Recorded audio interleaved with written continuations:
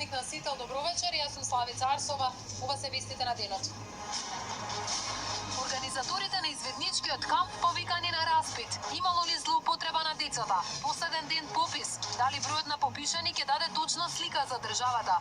Истрагата за тетовската трагедија далеку од крајот. Обвинителството ги нема клучните форензички извештаи. Во кафеана и на шопинг со 2 дози вакцина, дури по локалните избори. Администрацијата ќе работи само 4 часа во петок. Министерството за информатичко општество ќе ги части административците. Белград и Приштина постигнаа договор. Се смируваат тензиите на северот на Косово. Сексуална едукација или злоупотреба на деца? Што се крие зад изведничкиот камп? Ќе можат ли институциите да одговорат на барањата на родителите за заштита на детските права? Тема на денот во овој дневник со првиот човек на Меѓаши, Драги Змијанец.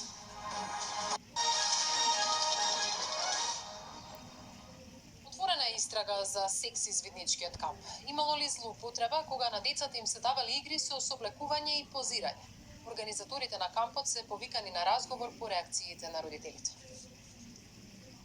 Обвинителството ќе испитува што точно се случувало за време на изведничкиот камп во близина на Скопје викендов.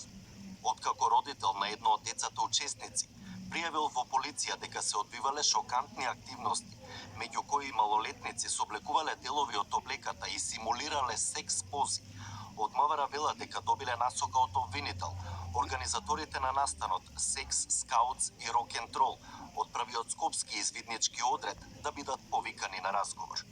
Согласно закон, јавното обвинителство не е во можност да сподели детали за действијата кои се преземаат во рамките на предистражната постапка. По насока на јавен обвинител, се преземаат сите действија неопходни за да се утврди фактичката состојба во предметот, информираа од јавното обвинителство. Во меѓувреме град Скопје се огради од активностите на првиот скопски извиднички одред и го прекина договорот со нив, бидејќи претходно финансирал нивни проекти.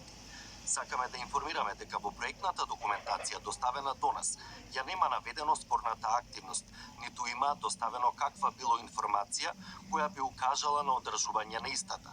Дополнително, учесниците на настанот учествувале во приватна режија и не биле организирани од училиштата, имајќи предвид дека настанот кој се случил предизвика лавина негативни реакции во јавноста и не шокираше и нас како институција. Град Скопје го прекинува договорот со првиот скопски извиднички одред, соопштија од градот.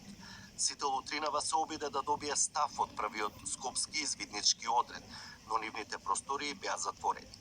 За настанот и за шокантните сексуални активности, јавно за слободен печат проговори родител на едно од децата кои учествувале во кампот, во кој имало 40 на средношколци од Скопје. Александар Динев, Сител телевизија.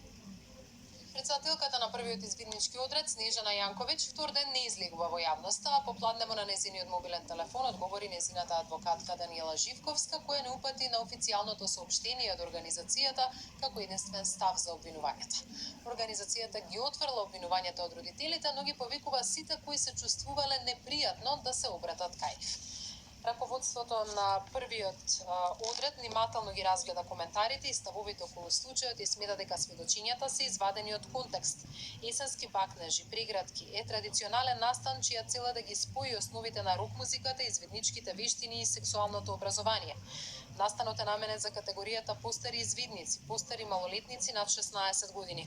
На овој настан учествуваат 32 учесници доброволно пријавени во екипи по 4 лица преку своите матични одреди и 10 волонтери од организацијата. Акцијата се креира од млади за млади и се одржуваше во безбеден простор, во забавна и младинска атмосфера и секој учесник имаше можност да пријави доколку се почувствува непријатно.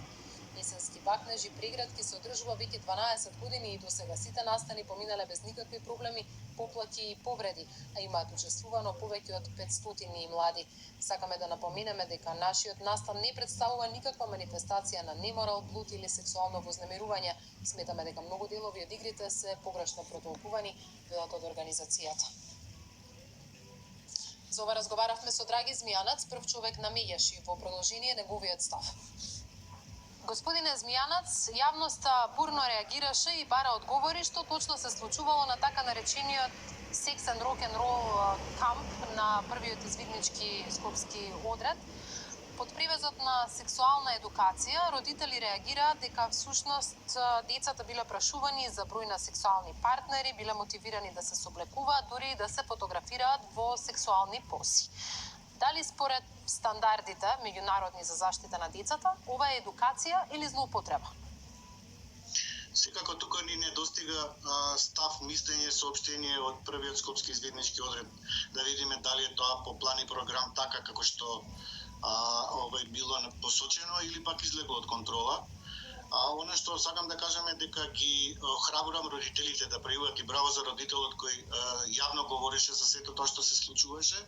Секако детето како дојавувач и кој се пожалило на родителот е од клучна улога да се покрене целата оваа постапка со јавното обвинителство со Министерството за внатрешни работи. Јавното обвинителство има работа што да истражува и јавноста очекува да за сите случувања збеднувања ја дознае вистината што се случувало во овој камп и кои мерки ќе ги преземе. Исто така клучно е да дознаеме кој го финансирал овој камп, дали точно финансирот знае што финансирал и што било поддржано или пак ова било организирано во приватна режија.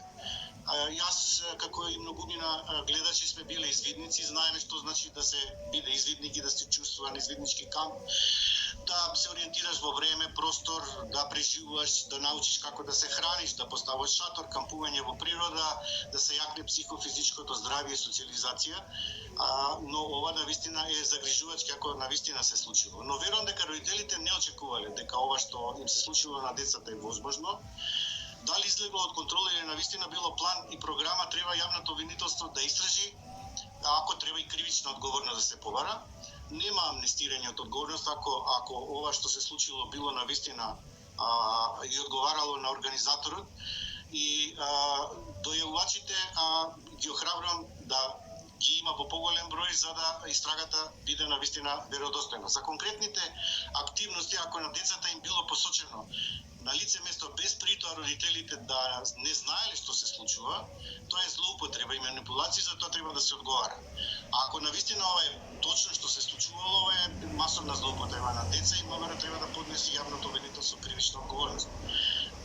Градот Скопје, ако навистина го прекинал договорот со првиот скопски извиднички одред и информира дека според проектната документација нема наведена ова спорна активност, е за поздравување, но ако го поддржале ова што се случува, е за критика и осуда. И уште нешто сосема за крај, многу е важно, апелираме во иднина родителите да не дават согласност за учество на нивните деца за било каков настан, да побараат агенда, работен план и добро да се информираат за истиот што точно ќе се превземе, какви активности ќе се извршуваат, дури да побараат средба со организаторите пред да ги пуштат децата на ваков настан. Значи, постепенување на одговорност. Најодговорен треба да е организаторот, финансиерот, секако родителот, но повторно ќе кажам, децата да не дојавиле, немаше јавноста да дознае и благодарам на родителот што се охрабрил да проговори во име на останатите деца кои биле жртви на овој настан. Добро, споминавте самиот институциите веќе отворија, најавија истрага. Верувате ли во нашите капацитети во целост да расчистиме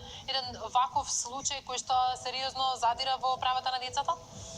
Секогаш кога децата се приоритет, мислам дека со притисок на детската амбасада и на медиумите ќе одговорат на висината на задачата и очекувам навистина да биде истрагата брза, ефикасна, ефективна и во најдобар интерес на децата.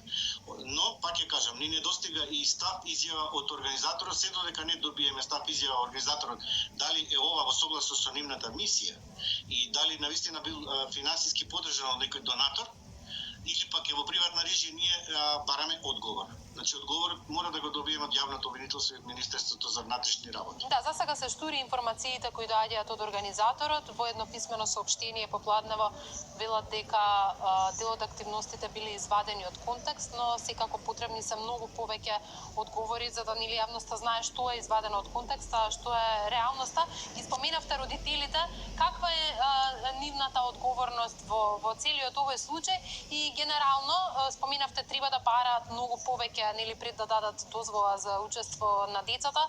Колку често вакви случаи гледате како да речам SOS линија на која огромен број на поплаки стигнуваат на дневно ниво?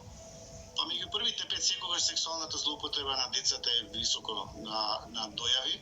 Се надевам дека овдека немало сексуална злоупотреба на деца, туку имало манипулации и злоупотреба на деца. Јас немам точни информации дали стана збор за сексуално сеопфатно образование или пак теоретска некаква надградба на децата, но она што го слушнав од изјавата на родителот, секој еден родител е загрижен и навистина ќе мора да бидат родителите многу помобилни и повеќе во контакт со децата, за да точно знаат што ќе се случува на било кој настан каде што ќе бидат пратени децата, за да немат посттравматски психолошки последици кои може да бидат некогаш и катастрофални. Каква поддршка им треба сега на овие деца?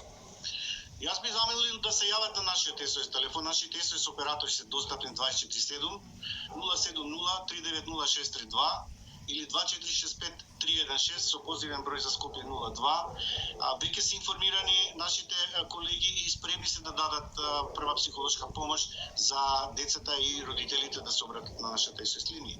Секако ќе следиме будно активноста на јавното обвинителство и Министерството за внатрешни работи и се надевам дека брзо ќе добиеме одговор што точно се случувало и кој ќе биде одговорен и санкциониран за тоа што се случило. Благодарам, Змијанац.